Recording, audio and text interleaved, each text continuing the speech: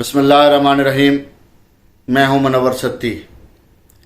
آج کی اس ویڈیو میں ہم بات کریں گے سپریم کورٹ کے اس فیصلے کی جس میں انہوں نے NRO2 کو اڑا کر رکھ دیا ہے۔ پی ڈی ایم کی حکومت نے حسب معمول حسب روایت کیسز سے بچنے کے لیے اس کے تمام رہنماؤں نے جو ان کے اوپر نیب کے کیسز چل رہے تھے اور وہ کیسز مختلف سٹیج پہ تھے، ان تمام سے جان چھڑانے کے لیے نیب میں ایک ترامیم کی جس میں 50 کروڑ تک کی جو کرپشن تھی اس میں چھوٹ دی گئی سیاستدانوں کو، بیوروکریٹس کو، اور وہ نیب کے دائرہ اختیار سے باہر نکالی گئی۔ سپریم کورٹ نے عمران خان کی اس درخواست کو منظور کرتے ہوئے نیب ترامیم کی چند شقیں جو ختم کر دی ہیں اور نیب کو حکم جاری کیا ہے، نیب ہیڈ کوارٹر کو، کہ 1 ہفتے کے اندر نیب عدالتوں میں تمام پبلک آفس ہولڈرز کے جو مقدمات ہیں وہ واپس عدالتوں کو بھیجے جائیں اور جہاں سے ان کیسز کو ختم کیا گیا تھا وہیں سے شروع کیا جائے۔ گویا اب شہباز شریف کے اوپر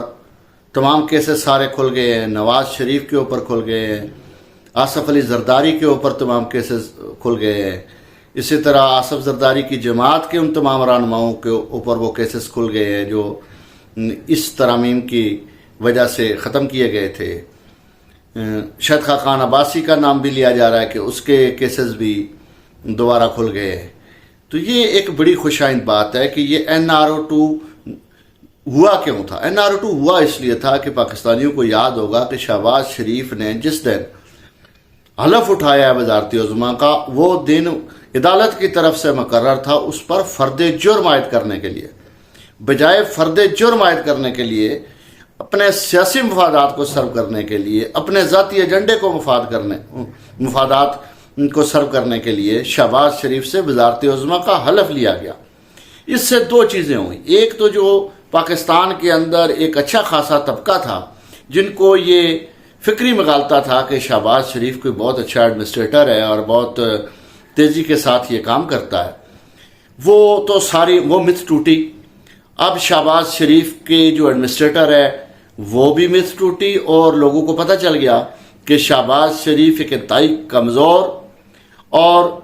اعصابی طور پر بالکل ایک کمزور لاغر اور بالکل ایک مجبور سا سیاستدان ہے جو ماں سوائے بوٹ پالش کرنے کے اور کوئی چیز نہیں جانتا۔ اقتدار منت کر کے لیتا ہے، کہاں سے لیتا ہے اس کو شیخ رشید صاحب نے گیٹ نمبر 4 کا نام دیا ہوا ہے۔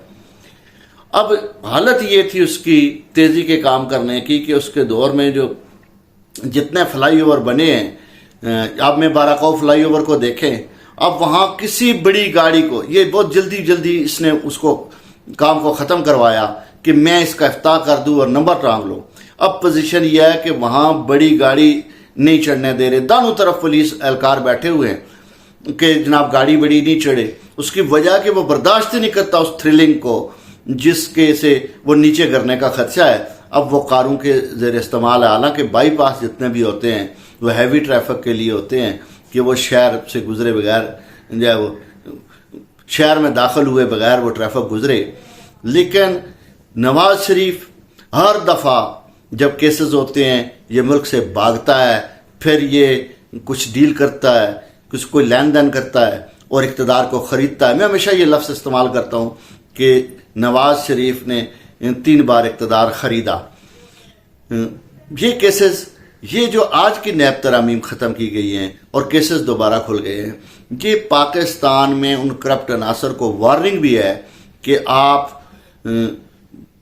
کیسز کو فیس کیے بغیر اور اس ملک کو جواب دہی کے بغیر پتلی گلی سے اب آپ نہیں نکل سکیں گے۔ یہ عمران خان صاحب نے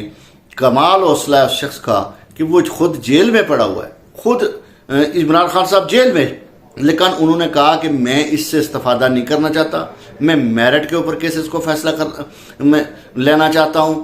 یہ ختم کیا جائے NRO2۔ یہ کس خوشی میں 50 کروڑ تک کی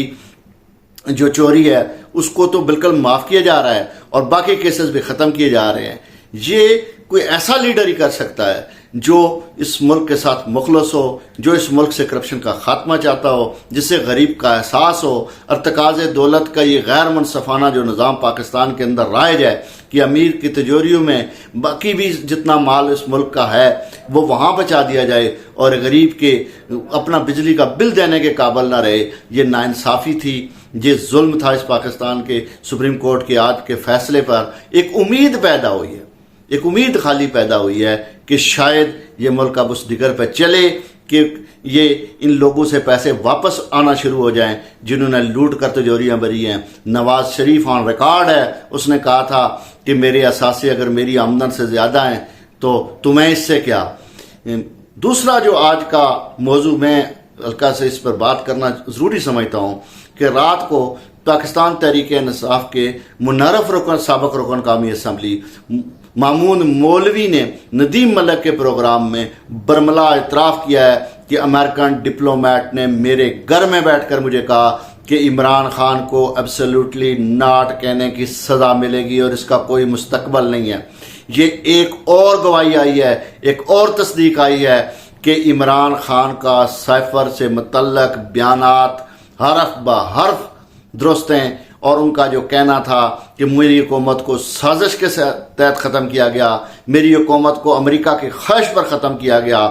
یہ اس کی ایک اور گواہی آئی ہے جو مولوی مامون نے رات کو پاکستان ٹیلی ویژن کے ایک پروگرام میں ندیم ملک کے شو میں پوری تفصیلات بتائی۔ اینکر نے بڑی کوشش کی کہ